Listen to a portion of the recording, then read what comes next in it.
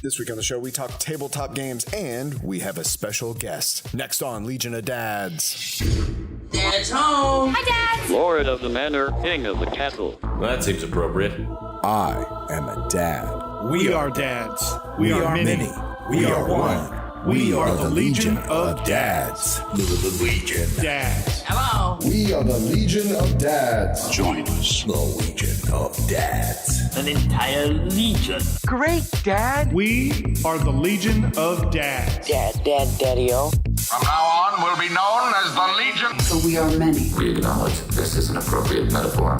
We are Legion. We are the Legion of Dads. You are not alone. We are all in this together now. Hello and welcome to Legion of Dad, the show for the modern dad. We talk movies, comics, video games, and how to be a great dad. I'm your host, Wyatt Cagle, and with me as always, I have my co-host, father of two, Kenneth Dupuy. Hey, Kenneth. Hey, Wyatt. Hey, Legion. And father of four, we have Richard. Hey, Richard. Hey. This is a first for the Legion of Dad. We have our first guest on, so we're not talking news. We're not talking, well, we have a topic this week. Our topic is tabletop games, and we have a great guest with us. Some of you may know him from his work with Joe Blow in Escapist Magazine as Jason Dean. He is a creator of a new game called Cysmic. He's a father of two, Jason Blake. Hey, Jason, how are you? And welcome to the Legion. Hey guys, thanks for having me aboard. I really enjoy it. This is going to be fun tonight, I think. Yeah. We're all about fun. Totally.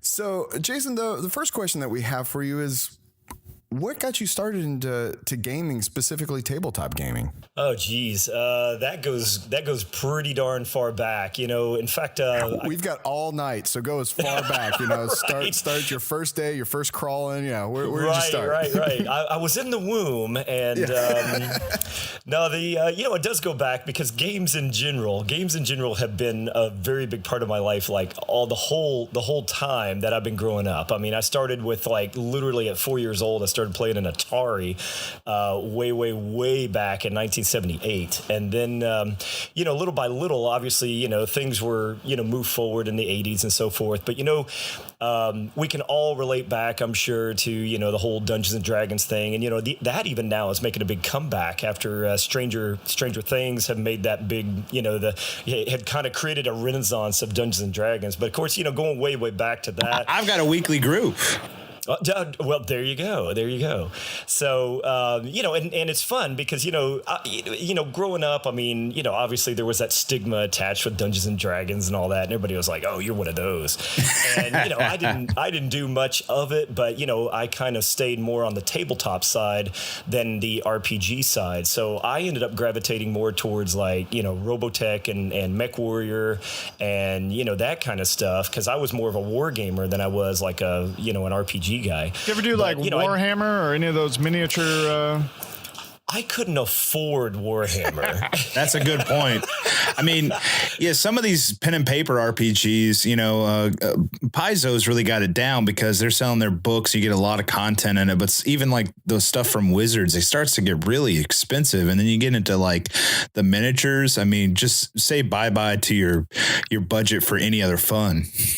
Oh yeah, I mean it's too much. I mean, trust me, I would love to be able to get into the whole Games Workshop universe for Warhammer and all that, but I mean, my God, to be able to compete with anybody, because sadly that hobby, particularly Warhammer, is a pay to win scenario.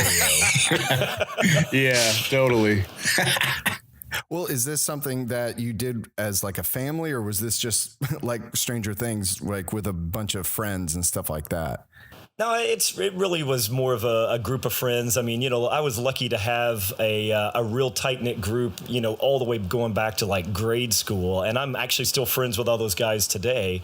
And, there was about 4 or 5 of us, and we all just, everything that one of us got into, the other 4 just kind of got into it as well. So it actually very much was like Stranger Things. It's just a small tight group of kids that we all, tried out different things, the Robotech and the Mac Macross and the Mech Warrior, and then the Dungeons and Dragons, and then of course there was Risk, thrown in there, Axis and Allies, crossbows and catapults. I'm sure anybody listening to this that is a kind of from that era will just be going down nostalgia lane right now. But I mean, so those are all those quick games that take 15-20 minutes to finish. Oh yeah. I mean, you could do Risk, like 5 times in a day, no problem. The setup time that kills you. Right. Me and my friends, we played one of those Arkham horror games, and like by the time we got done setting it up and like getting the rules, we were just like, okay, let's start the game now, and then like freeze the table. Come back next week. There has been many occasions where I have walked away from a table in the middle of a game and taking pictures of it. Yes, you take pictures. You make sure that whoever's house it's hosted at isn't going to like sneak in overnight and move things around in their favor. You have been a creator online, so you've created a couple of different kind of types of media that you've done writing, you've done video and stuff like that. Why make your own game?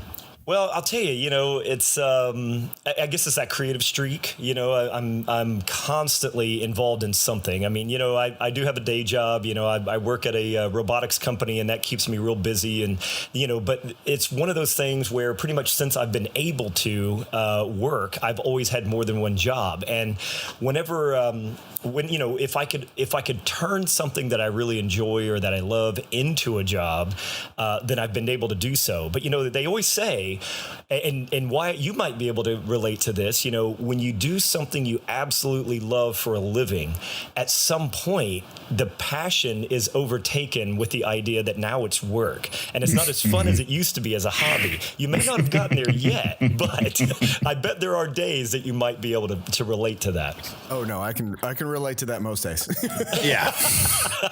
So, the idea that I've been lucky because I've been able to take a lot of these things that I'm very passionate about and that I'm interested in, and they're not my full-time job, but it's something that I can turn into a small part-time job, and it's still as fun. I can maybe have some mild success with it, and I can still pursue it and then not be my day job to where it does become something that's more of a grind and not fun anymore. And I think that's always the creator's dilemma of making something and keeping it fresh, keeping it fun, and keeping that spark of creativity versus going like, okay, no, I used to love this thing and now I hate it because it's, instead of it being my inspiration, now it's the weight around my neck because now it pays the mortgage. Now That's right. That's right. I have to create versus it being something that I'm just a creator. So no, I totally get that because that's pretty much, that's a lot of my job sometimes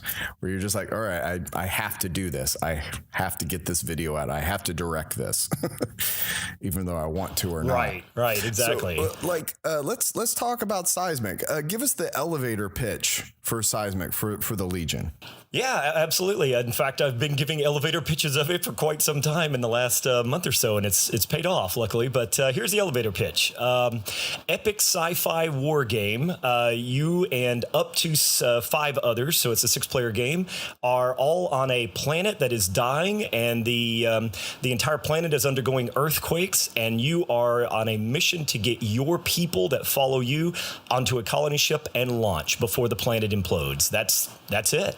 Got you. So they're on Krypton. Yeah.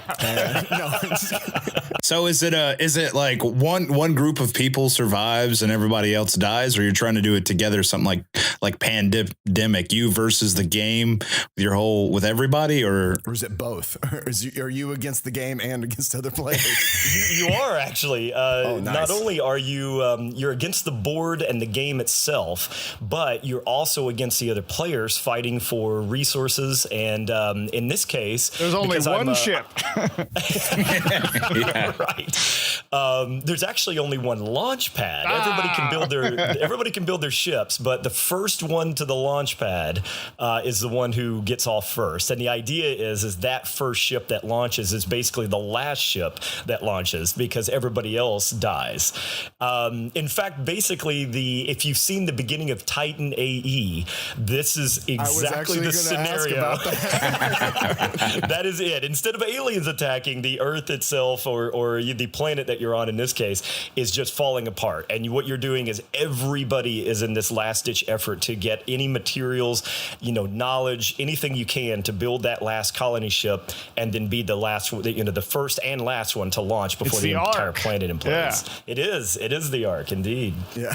So there's a lot of resource management where you're gathering resources, but you're also, I'm assuming, having to build up a military force to then protect and maybe take over or, retake the launch pad or some effect like that. So there's a military strategy to it, I'm guessing, as well as a resource management. Here's the twist. Okay.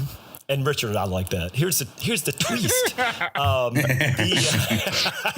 The idea here is that because I'm a hardcore war gamer by nature and not a co-op person or an area control person or any of these other kind of pansy approaches that many other board games take, the resources are other enemy units. So the only way you are getting off the planet is by going out, fighting and capturing other people's units. So for example, if you've got a power mech and somebody else, on the map has a refinery, if you will, and these are a couple of units in the game. If you go over there and you take their refinery, what you're doing is you're going to recycle that refinery into a colony ship module. You need 5 modules to build your ship to get off. And the idea is the modules are built from the salvage, if you will, of your battles between you and the other individuals all trying to get off. So that is the only way to get your colony ship built is through warfare, because resources are so scarce that you've got to capture everybody else's items to then recycle and use to build your ship. That's actually a great mechanic because you're basically making conflict happen. It's not like somebody can be like, I'm going to put all my resources into gathering one source of media or one source of element, or just to kind of gamify it where it's like you are making them fight. You were making conflict happen. I wanted to make a game where you could not turtle. That was the whole idea. And not only that, the other problem with war games, because I sat down and I looked at all these war games in my collection, and I was like, man, what is the problem with all these war games? What are the things I don't like? First of all, is that idea that, it is a war game, quote unquote, but, you always have individuals that are playing that just sit back, and they're just going to go collect, raw materials, or they're going to turtle and create this crazy base that's impenetrable and you can't do anything about it.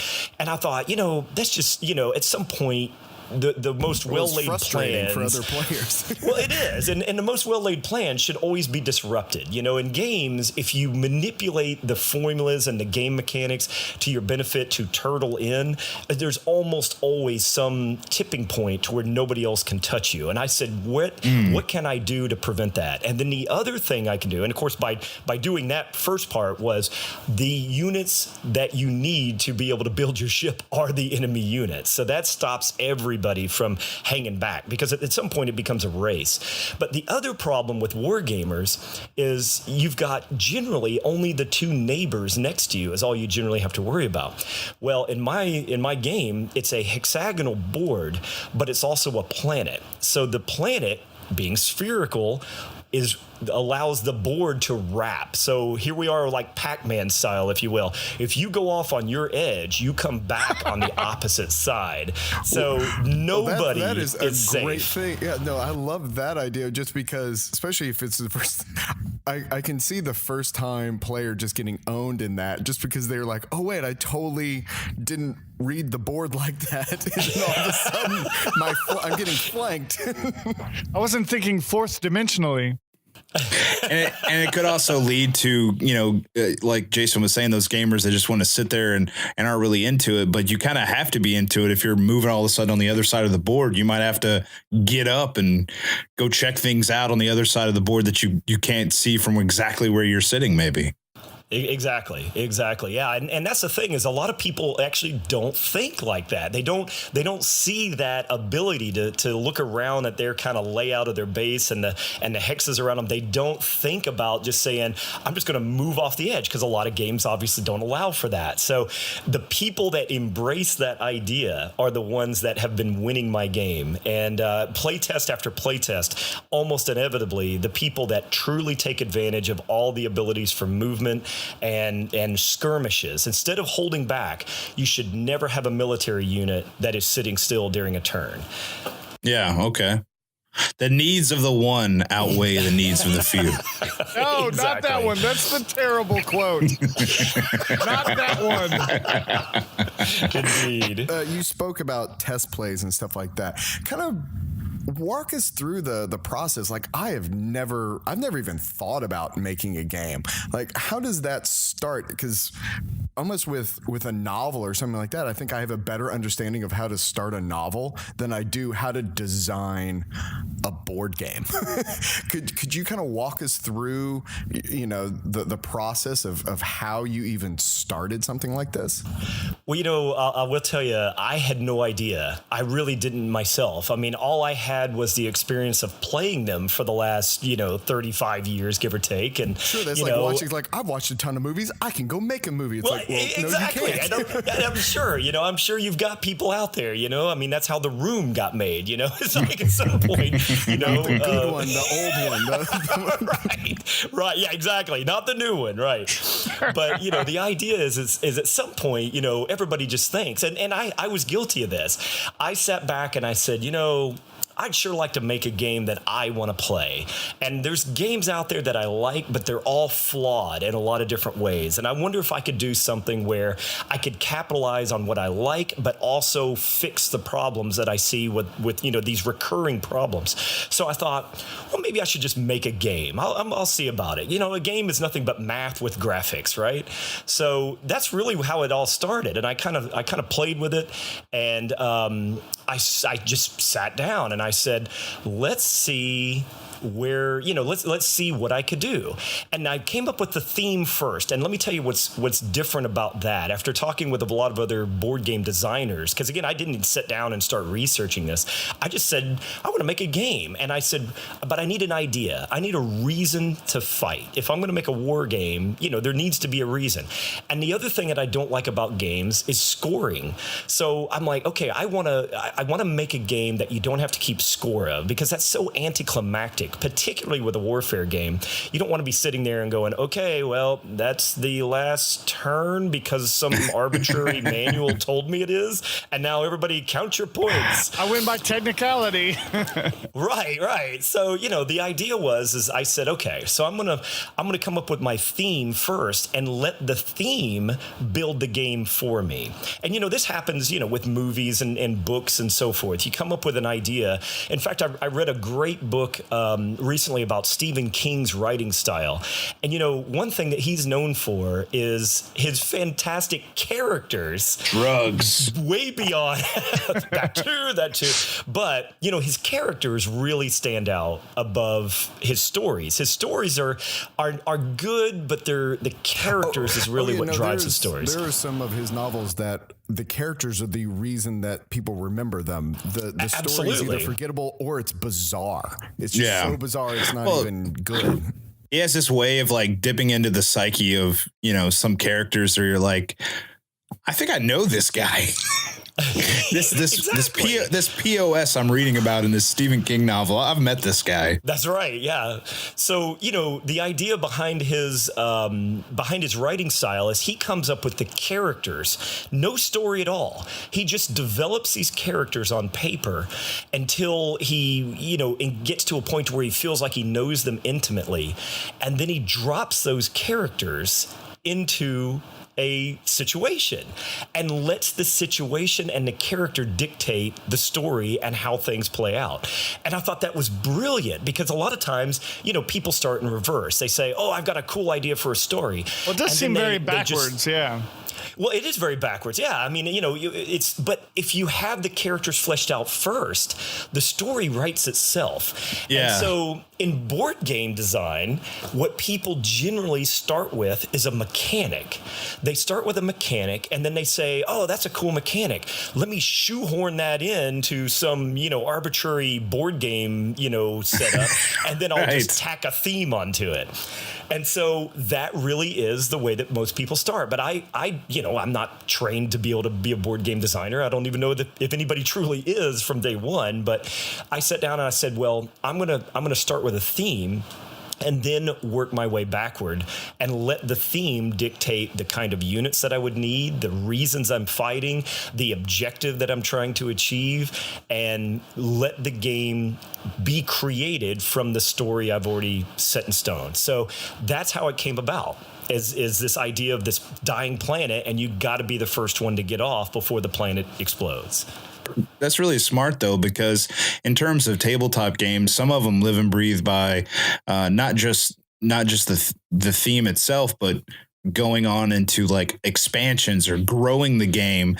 And if you already have that theme and you know where you want to go, it's easier to come up with maybe an add-on to the game or a new mechanic when you already say, well, will this fit into what I already have? Exactly. Yeah. So, so really that was kind of my jumping off point was the theme. And then I started saying, I know it's going to be a warfare game. I know I need a few units. It needs to start off with at least, 2 or 3, per person.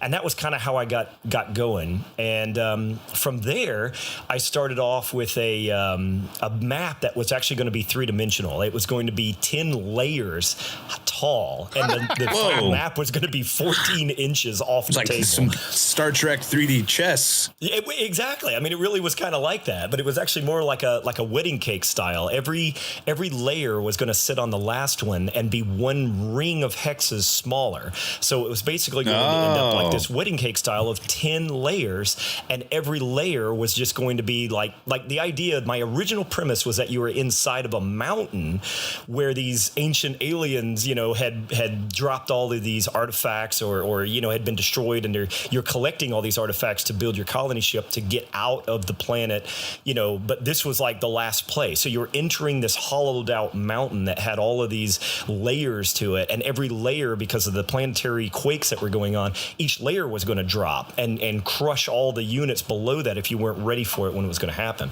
So that was kind of where I started, but then things spiraled out of control. There was no way to produce this. I mean, the quality was there and the idea was there, but it was just too crazy. It was too ambitious, and so I scaled it sounds it pretty back. Cool, though. Sounds pretty cool. And I had pictures. I still have a prototype of it in my attic, believe it or not, of how far I got with that. But that was where I kind of started, and I started looking at some mathematical formulas, and I started looking at mechanics. And from there, I scaled the board down now to a 2-layer board. So there is a very mild three-dimensionality to it, more than a standard board game. So you've got basically you've got a story idea that you've created, and then as you're bringing in elements like you're thinking about, okay, game mechanics that kind of helped shape your story, and then even it sounds like whenever you started thinking about this as a business idea of like, okay, scalability, how do I produce something like this? Okay, this 3-dimensional board, like all these things are being shaped, so it's an ebb and flow. It sounds like it's not just like, okay, I wrote this story and this is in cement and hard, and I'm going to do this and then make everything else fit. You're altering the game as you're going to make it all kind of jive together so that they can all coexist? Or is the story always going to be precedent? Well, the story was always in stone. I mean, I did start with the idea because I wanted an objective, and that was my objective, was to I'm always drawn to sci-fi more than fantasy. I've always just been more of a sci-fi guy. I was the Star Wars and the Star Trek and the all that far more than the Lord of the Rings and some of the others. The holy trilogies. It's that conversation that Kevin Smith had in Clerks 3 about the 2 different holy trilogies. Good Lord. We can argue if Star Trek and Star Wars they're still sci-fi, but one's fantasy sci-fi, one's actual sci-fi. But you know Well, what? and that's true. I digress. We're not here to talk about that. Right. I know. That could be, that's a whole different 2-hour podcast on its own. Indeed. Well, from what I'm hearing, I mean, just the way you've talked about how you still have a couple of layers and the way that the board, you know, like you said, the Pac-Man style zips around, you still have something I think that I haven't seen in a lot of tabletop games, which is this feeling of, you know, three-dimensionality still, even how you say you scaled that down, which I think that sounds really incredible. Like, I want to play this. Well, that's the good news. Believe it or not, I'll We just all get a segue copy. here. Yay! You get a copy. And you get a copy. I have one under my seat right now. Yeah. So, you know, the cool thing about it, I actually did sign the game with a publisher. Just this. In fact, literally the first time that I took it out to a public setting, to a place where there were actually publishers, you know, present. I took it out, and within basically 48 hours of me being at a convention showing this game off, I had multiple publishers. Wow! Going, Congratulations! You know, I mean, thanks. I mean, it was obviously very humbling. I mean, like I said, I'm not a I guess seasoned vet, if you will, from this kind of community. So I just showed up basically out of nowhere. Nobody knew who I was. Nobody had heard of this game. I'd never posted it online. And, so here I am going, hey, I got this cool game I want to show you. Check it out. And all of a sudden people are like, oh my God, I've never seen anything like this. And so people were just going absolutely nuts for it. And everybody wanted to know where can I see this game? Where can I buy this game? How do I get this? And so I basically just showed up with this prototype, and my prototype does look pretty nice because, again, I come from that graphic design background and all that. But, I will definitely tell you, and I told even some of the publishers this, the game is broken. There is no doubt that the game is currently broken. I have not been able to play test it and balance it because the game takes about 3 to 4 hours to play because it ended up becoming an epic sci-fi board game, this huge scale board game. And the biggest problem was there's just so many hours in a day. I mean, wife and kids and dog and cat and house and job and everything else, So I've been playing this with a group of board gamers that I host every Saturday night. But, at some point it's just absolutely, nuts to try to play test something this big in scale. And it just takes so long, just to get any kind of data that you can, put back into the game and analyze. It's going to take a while. It's absolutely true.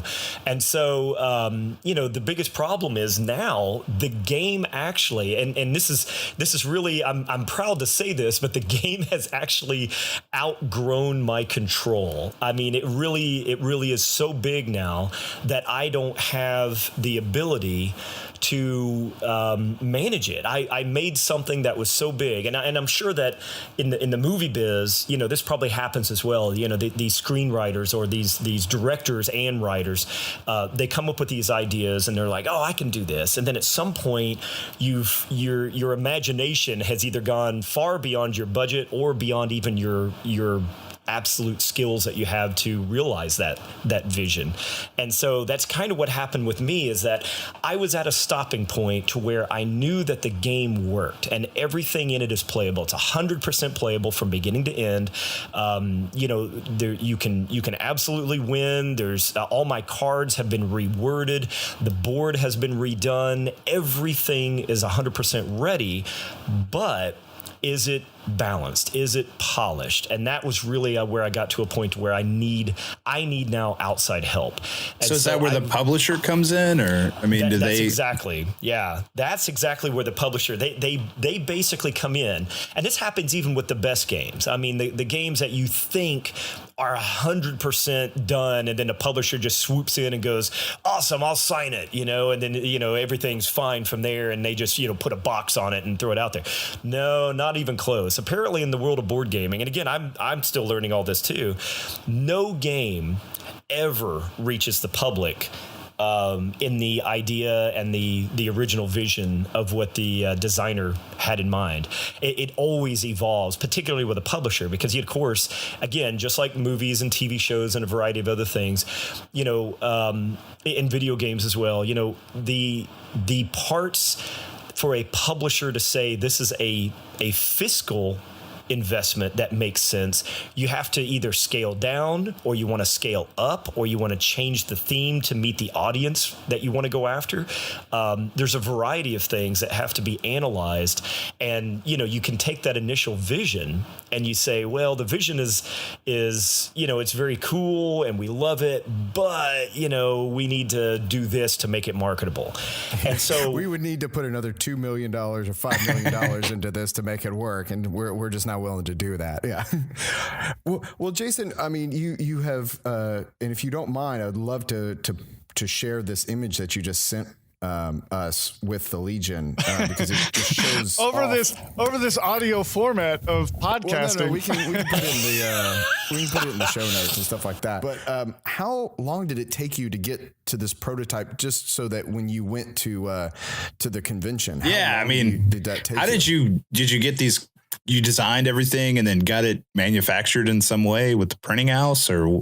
Nope. Everything you see in those images is 100% me. We're talking X-Acto blades, printing out on foam core, and all the little stand-ups you see there will actually in the final game be miniatures.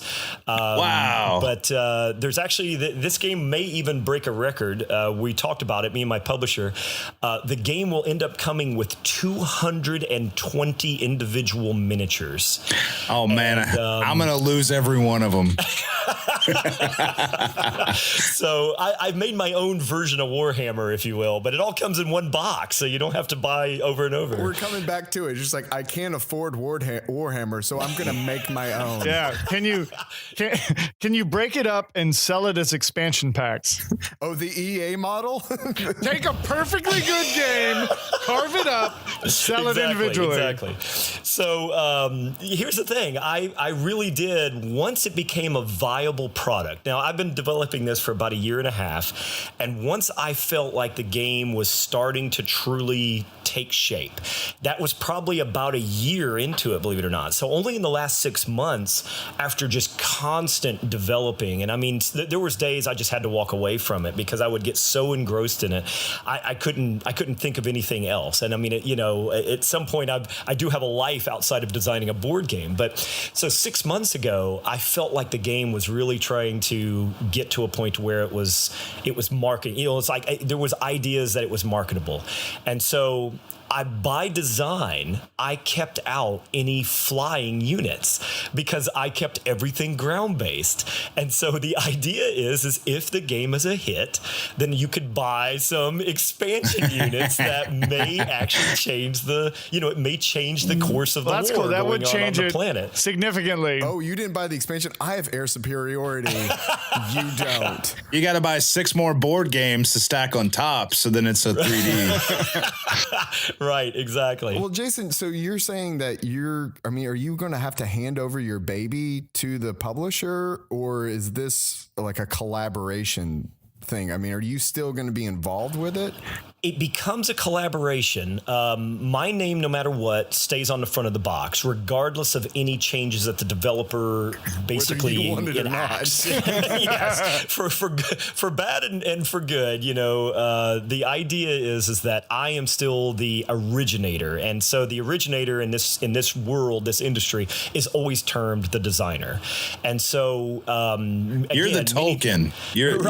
Right, exactly. So the idea is however whenever it reaches the market, and by the way, the name Cysmic is something that I really hold dear. I like that name, and I like the spelling of it. And, it's kind of, if you glance at it, you almost think it looks like cosmic.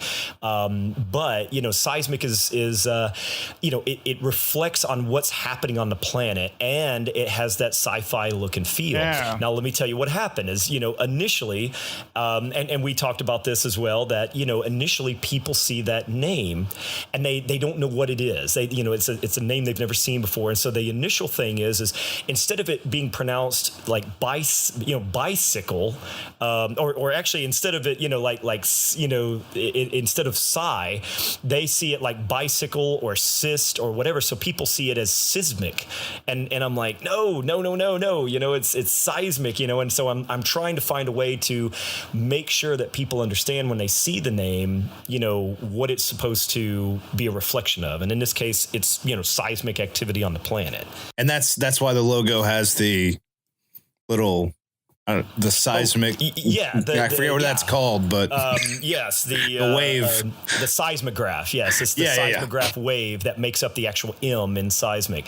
So one thing I left out earlier, by the way, that really does it's one of the huge selling points of the game, and this goes back to that elevator pitch, if you will.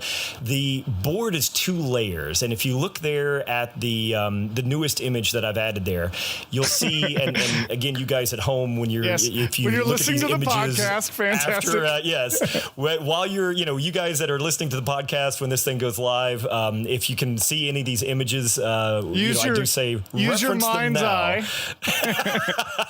But here's the thing, I will describe it. So if anybody does not have access to it, they can see in their mind's eye. So here's the idea. Over your car. And so the basic board is a hexagonal board that has 6 rings of hexes outbound. So if you think of a single hex that's got 6 sides and it's a single piece right in the center, now count 6 more rings out. So around that initial hex, you're going to have 6 more hexes touching that. And so again, the reason that hexagons are what's used for building board game maps is because it's the only other geometric shape besides squares that fit perfectly together. Octagons do not, pentagons do not, and so forth and so on. So, and that's a great argument between RPG players about what's better on your tabletop, the hex pad or the square pad. I've had many of those arguments. Well, and that's the thing, squares are obviously, easy, but it gives you only 4 options. That's the direction of movement, if you will. And so hexes give you that ability to, have 6 degrees of freedom. And, the only thing scaling back would be the triangles that, at that point now you're limited to 3 degrees of ability to either move or shoot or so forth. So the idea is that with a hex, I created this board, and the board is what you see when you start the game. The board is all like terrain of a planet. It's like 6 different terrains, and think of it like pizza slices. From the middle hex going outbound, it fans out just like a pizza slice, and that would be one type of terrain. And so there's 6 types of terrain all the way around. But here's the big selling point that's really interesting and cool that people just fell in love with, and the publishers did as well, besides the playtesters.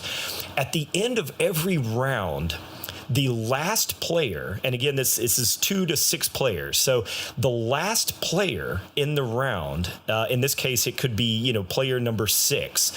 They roll 2d6, 2 6-sided dice. The first 6-sided die, when you roll that is the value of what edge is affected. So you've got 6 edges. Again, like a kind of a pizza. So you got 6 edges, and that's determining, and the edge number 1 is the side that the current first player's base is on. So that is player side 1. And so when you roll that first die, let's say it gets a 4. So you count that first edge where the first player currently is, and you go 1, 2, 3, 4 clockwise around the board. That's the edge that's affected. You roll the second D6. Now that is the ring counting from the outside in that's affected. And let's call that ring 2. We'll call the second die of a D6, we rolled a 2. The outside edge is 1, and then the next ring on that pizza slice going inbound is 2, and then 3, 4, 5, 6 going inward. So what happens is the one edge is the biggest number that can affect that person. And so what you do, and obviously it gets smaller as you get in. So when you get all the way down to 5, those are only 2 hexes that are removed. And 6 actually is always, it's actually indestructible because that's the launch pad. But if you roll a 6 and your ship is on it, your ship basically is unmoored to the launch area. And if you roll a 6, when your ship is about to launch, your ship actually falls over from the seismic activity and gets destroyed. So it's one of those last ditch efforts that you're trying to get off the planet, and at the last minute there's actually seismic planetary earthquakes that can happen that affects that last ring. And so Lady Luck can kill you at the last second. Is that what you're telling me? At the very last second. That's right. So there's a lot of unpredictability to the gameplay to keep it fresh. So the board is built randomly at the beginning of the game because every single hex on the upper layer is independent. So you build the board completely independent every time. It's all random, and you lay out these 6 areas of terrain, and then there's mountains mixed in, and there's areas where there's refineries can go because there's these crystal hexes that you refine these crystals and mine these crystals. So all of that gets randomly laid out, and then when the trimmer roll happens, and that's what we call it at the very end of the round, the last player rolls a trimmer roll, and the trimmer roll, they roll the edge and then the ring inward on that edge, and then those hexes are actually picked up and removed, and what's revealed underneath is the second board. And the second board is a static board where it shows basically the core of the planet. There's certain areas that are still passable that are called devastated, but then there's other areas that are called the abyss, and the abyss is literally this magma core that if any units were on that terrain when the trimmer roll happened and those hexes collapsed, all of those units are lost. And so it's basically a catch-up mechanic of sorts. The larger your army is, the more the more chance that you're going to be affected, and the more chance that you're majorly going to be affected by a trimmer roll in your area. And so the idea is you have to be very careful to not line your troops up in this idea of like a straight line or this ring, if you will, to keep from losing a massive number of units all at once. Strategery. Indeed. Do you have any advice for people that, because you have conceived, designed, cut out with your own hands and built a prototype, gone to market, and then had somebody go, yes, I want this? Because I think a lot of creators, we make stuff, and then if we even get it out there, that's a hurdle. But then when you get it out there, a lot of times people are like, yeah, I didn't want this. This wasn't worth it. But you did that. You got it out there and somebody wanted it, and it's going to at least, keep going forward. What advice would you have to somebody that may want to get into game design? Well, one of the things that people underestimate about game design, I think, is that, I mentioned it earlier in jest, but it really is true. Board games, for the most part, is nothing more than a graphical facade to probability, statistics, and basic calculations. And so if you don't like math, don't bother designing a board game. Totally. And probability and statistics is a whole separate world of math that I certainly would never claim to be an expert in, and that is a rabbit hole that can go exceptionally deep. So if you ever try to do a board game, first of all, don't make a zombie board game. I will tell you right now that publishers, it's really sad. I don't know what it is, with the zombie, genre in general across all forms of media. But, what's so sad is I saw quite a few people that brought in prototypes at this convention that I was at. And of course, they were zombie themed, because it's just still, people keep mining that and they go back to that. And every But publisher. that's where the puck was. That's not where the puck's going to be. To do a Wayne Gretzky quote, Right. And every publisher saying, don't bring me zombie stuff anymore. Just it's done. They won't even give you their time anymore. So even if it has a great mechanic, you could just be missing out based on the theme. Exactly. So if you've got a good idea and you've got a good mechanic, reskin it to something else besides a zombie apocalypse. Nobody will talk to you. No matter how good your game idea is, nobody will talk to you. The other thing is building a game, and I had to learn this the hard way. And really, this is, when you think about Moore's law in the world of technology, and you hear these quotes back in the 70s that say, "Oh, people will never need more than 128 kilobytes of memory."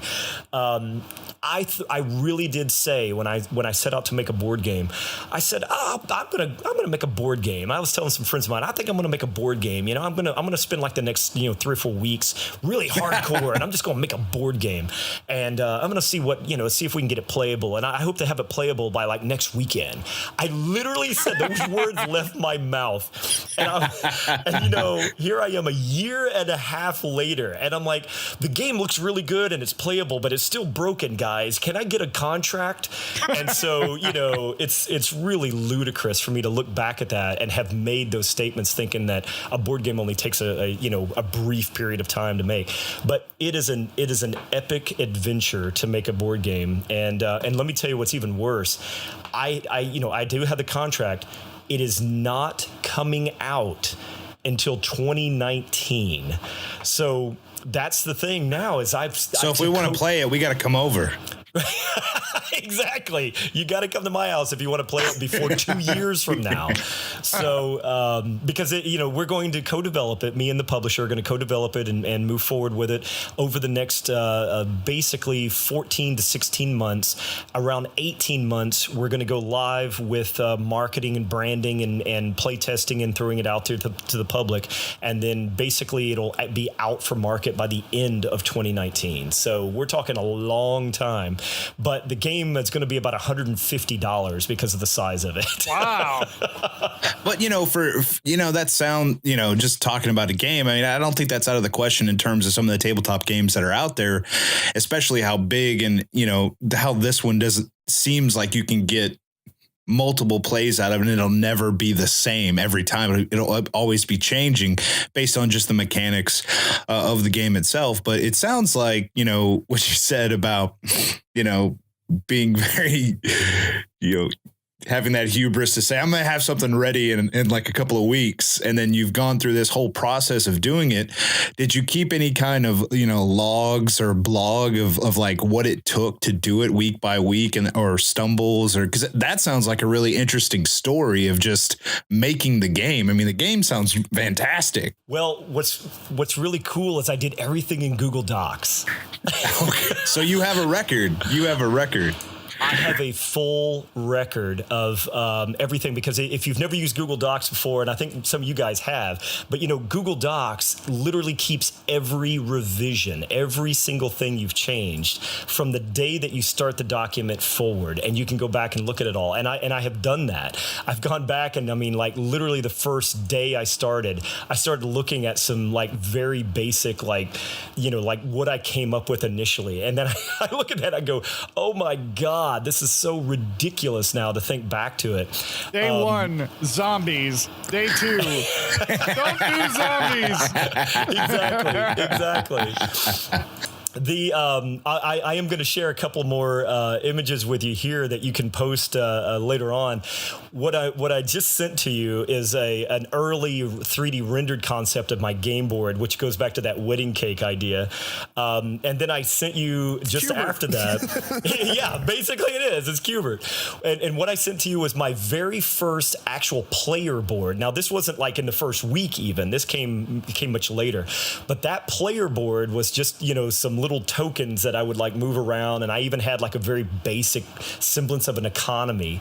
And when I got to a point where things really came together, the latest board would be this, and my latest game board, which and this is really, really fun too. I have 86 revisions for my player game board. 86 revisions. And I kept every one of them because I'm a digital pack rat by nature anyway.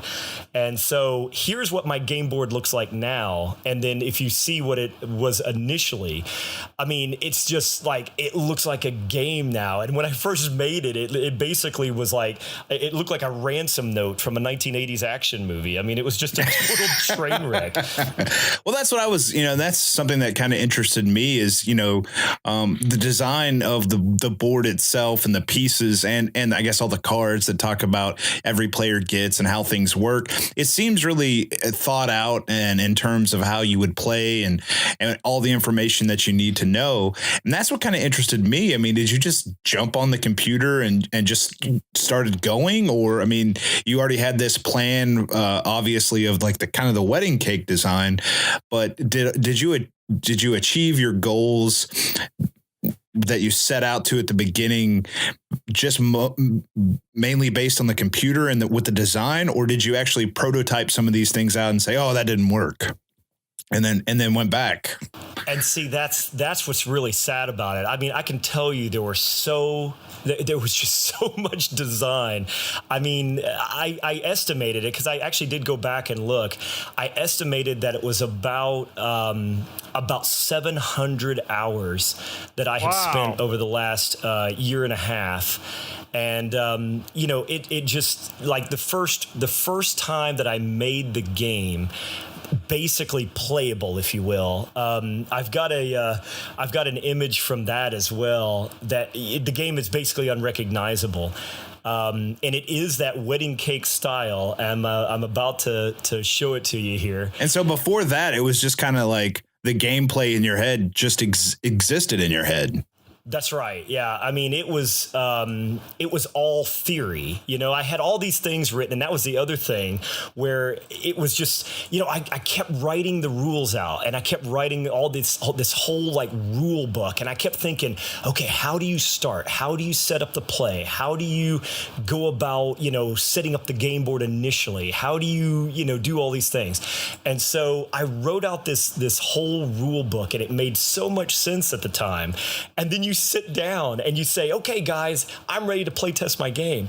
And everybody was like, okay, well, how do you start? And I'm like, okay, let me get my rule, and I'm like, okay, here's how you start. And they're like, well, no, like, how do you actually like, what's the first turn? And I'm like, and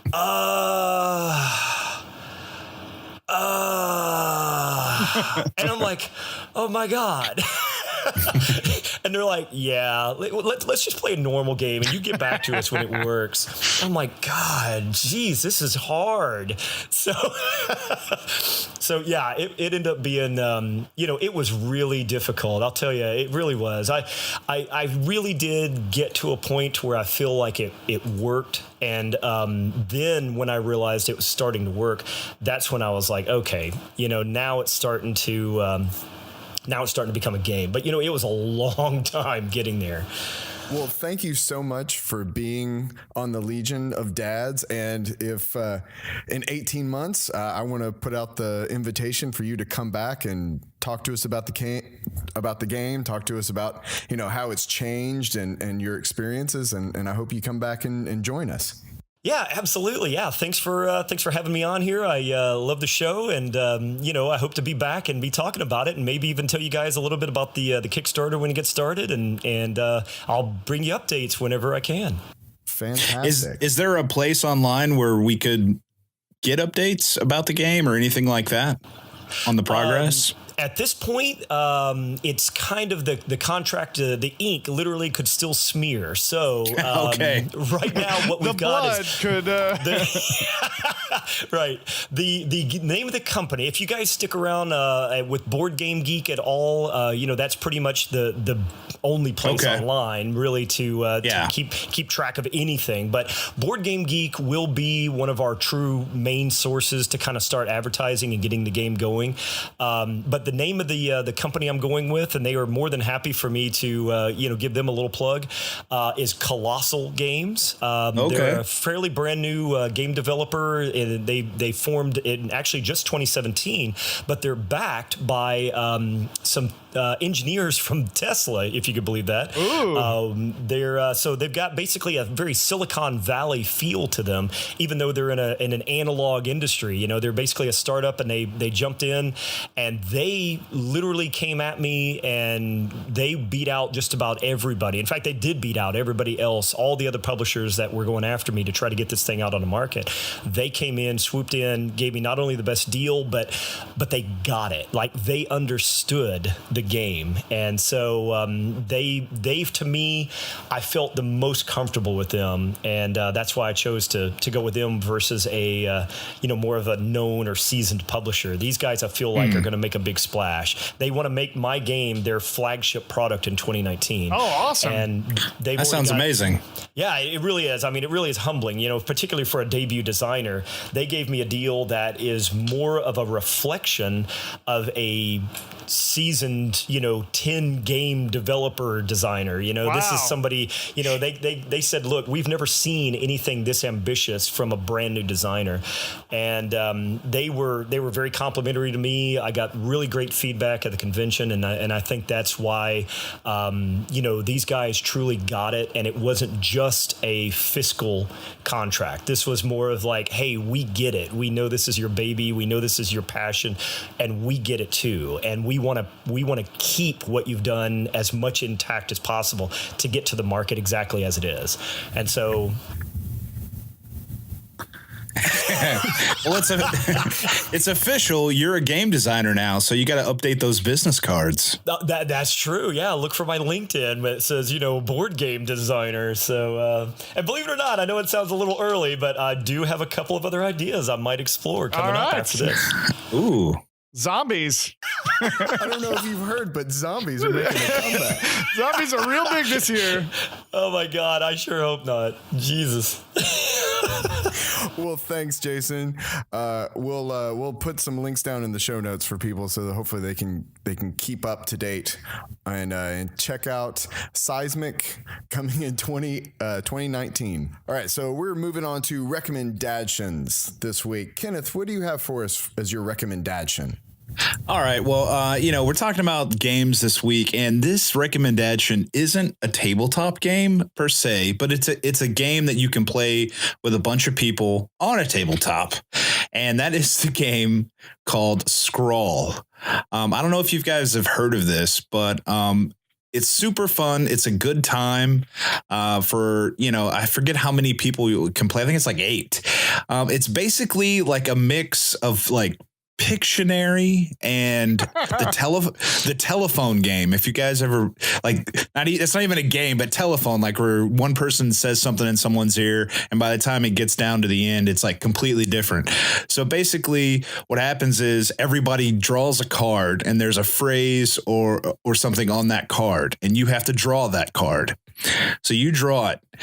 And then everybody draws. And then when everyone's done drawing that card, they take another piece of this like dry erase paper and put it on top. They then pass that to the person on their left. And that person on their left guesses the phrase based on what they see as drawn.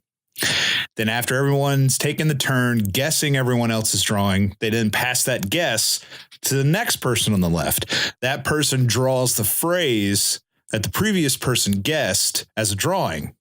And around you go till your phrase that you originally drew gets back to you. And so once it gets back to you and it's your turn to go and score, you basically flip all the cards over and you can kind of go, here's my phrase, here's my drawing, here's this next person's, here's what they thought that was, all the way down to the end. And then you, since it's your turn, you decide what you liked, the drawing or the phrase you liked best, and you want to award a point. Now, if the phrase is exactly the phrase that you had to start out with, and we had this happen when I played it one time. I think it was Frisbee decapitation. It was actually mine, and I went all the way around like 8 people, and it came back to me and it said Frisbee decapitation. You get like 3 points or something. Like you get a lot of points to win the game. Basically, you win the game when you have as many points as there are players. And I'm not really doing it justice by playing it. We're going to have a link in the show notes to the website for it. It is a super fun time. You can kind of, it's a party game. How long does it usually take to play? Man, I kind of feel like you can go to as long as you want, or you can just do it a couple of rounds if you wanted to. Scoring doesn't really matter in terms of the big scheme of things, because it's all about the fun you're having while you're drawing. And totally. And I wouldn't necessarily recommend this for kids because the phrases 17 and plus.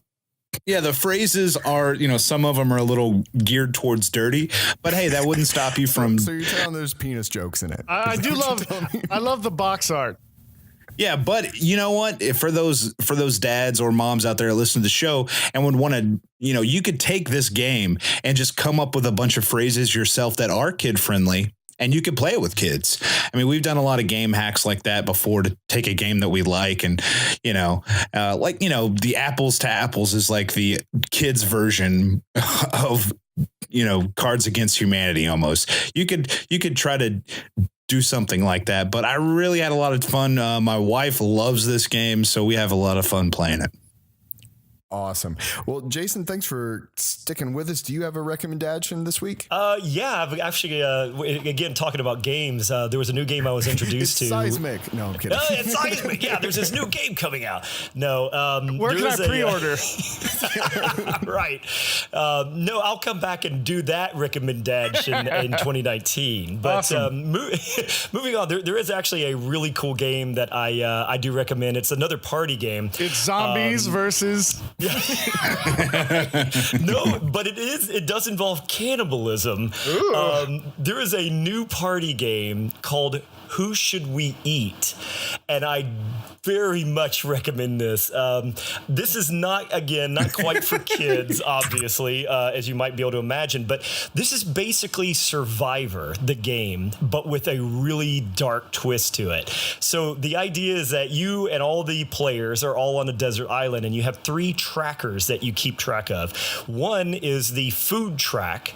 The other is an insanity track, or actually a sanity track. And then the last one is a build track that is working towards building a raft that all of you have to work together to get off the island. What's really fun about it is, you have these cards that come out and everybody's playing a character, and each character has a meat value.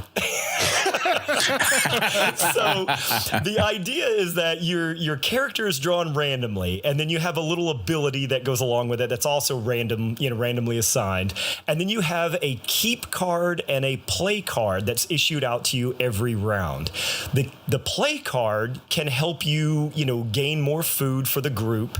It can help keep your sanity in check because everybody's slowly going insane living on this desert island.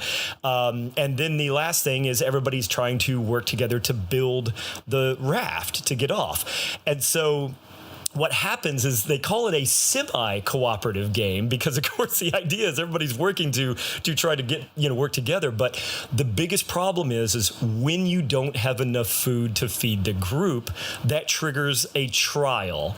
And a trial is where the current person in charge, who is the current leader for that round, then has this little conch shell that he bangs on the table. And he invokes a trial. And basically everybody, including himself, has to pitch on why they are not not the ones that should be eaten for the good of the rest of the group. And but the really cool twist is that the play card is everybody can either play the card and help the sanity or help the food or help build the raft. But you have a keep card, and the keep card can be a knife.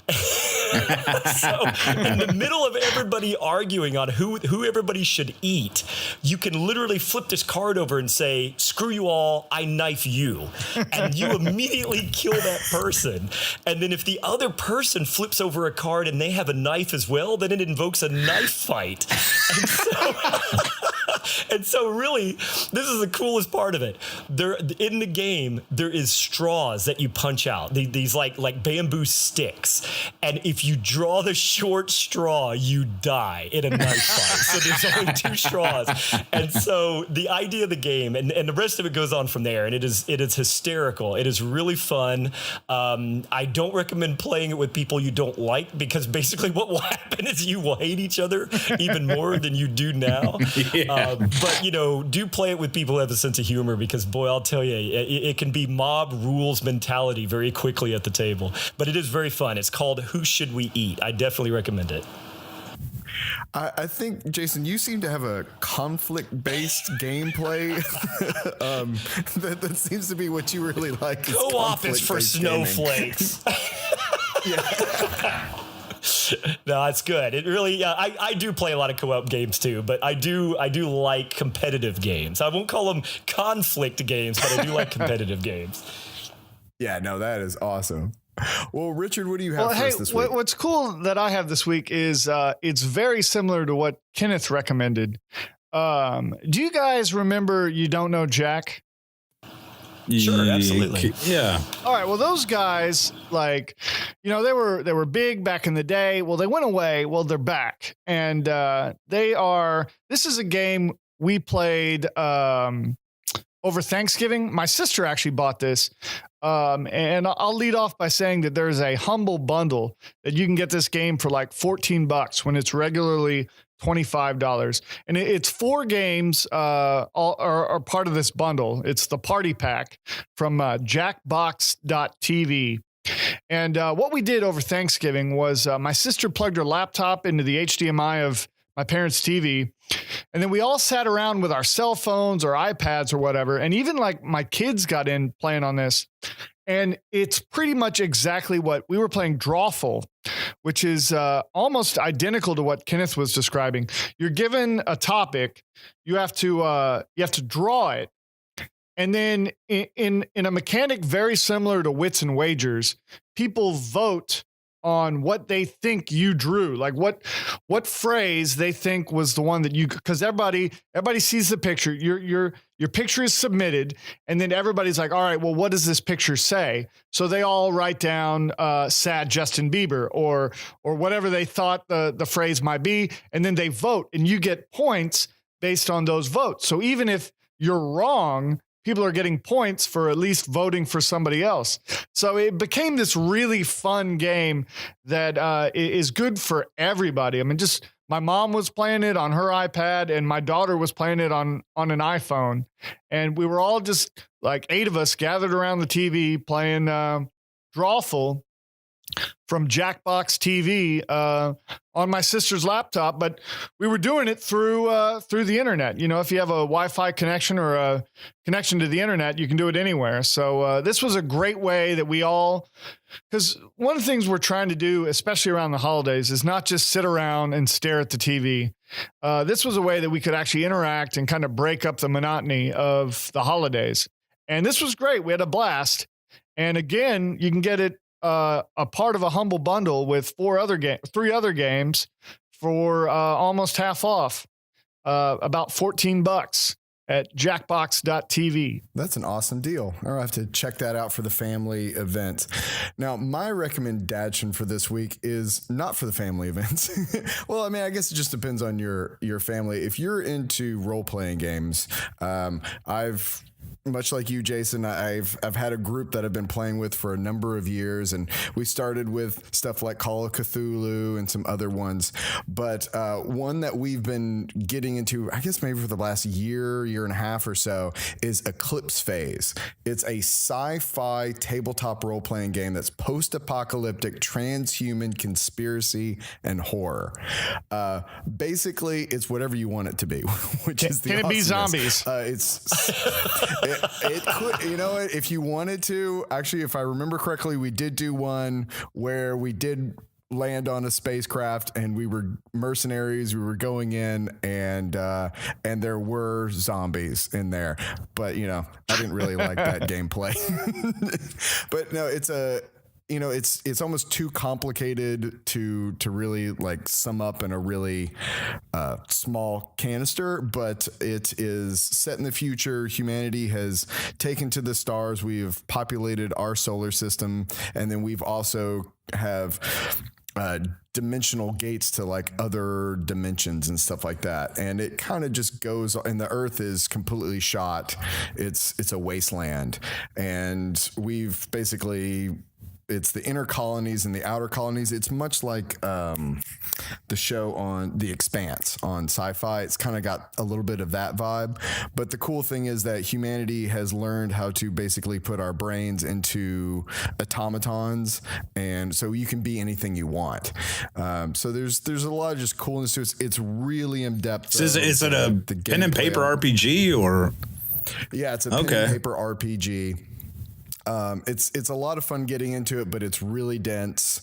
But I am all about the sci-fi. I'm all about hard sci-fi, and that's what this game kind of excels at. So it's just a lot Sounds of fun. pretty cool. So if that's kind of your, I mean, if it's in your wheelhouse, I was fortunate enough to have a game master that kind of read all the rules and was very generous to us for the first couple. You should play Starfinder. The world.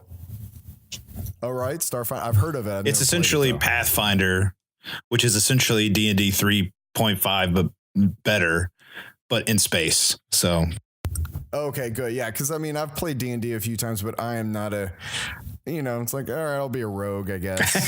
I'd rather be a rogue with, a blaster versus daggers, but the Eclipse Phase, it kind of sounds like the game Rifts. Have you guys ever heard of that one? It's another role-playing game.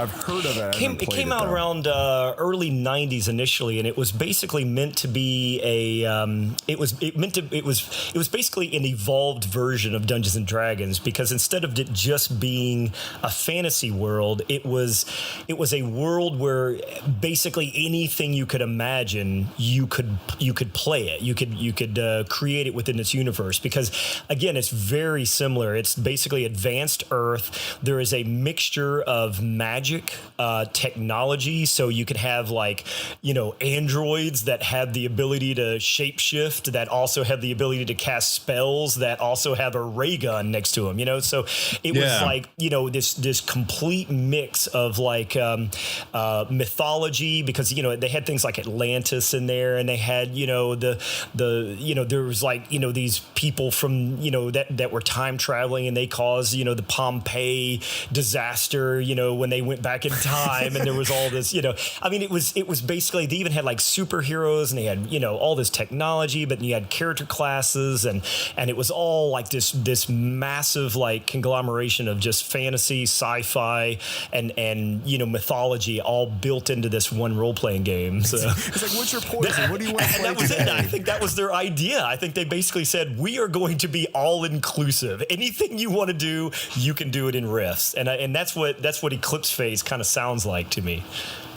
It's a little bit more pushing towards the conspiracy theory or conspiracy kind of things, because you're usually playing as a hacker or as a spy, and you're working for different, because of course corporations it's very cyberpunky, corporations have taken over. Yeah. There are no real, there's no nations anymore. It's all corporate states and stuff like that. So you're always kind of doing that kind of stuff. Like my character that I'm playing right now, he's kind of out with a couple of the corporations corporations, but in other corporations they owe me one kind of thing. I'm a freelancer. And they're like, you're a rogue with a bow and arrow in the future, and they don't. I'm Hawkeye, and they're like, why are you here? Well, we like to end our show with the last laugh, our dad joke of the week. Jason, I hear that you have a dad joke. Oh, I always have a dad joke. Since I am a dad, I throw them out all the time, and my kids kick me in the shins. So if you see me with shorts on, you'll know why. I got one for you. So, what did the three-legged dog say to the bartender after walking into the bar? Oh, what did the three-legged dog say to the bartender after he walked into the bar? I'm looking for the man who shot my paw. I wrote that one down. That one's for my 4-year-old will love that one. He'll get it. That one has character. And that's our show for the week. Thank you, Legion.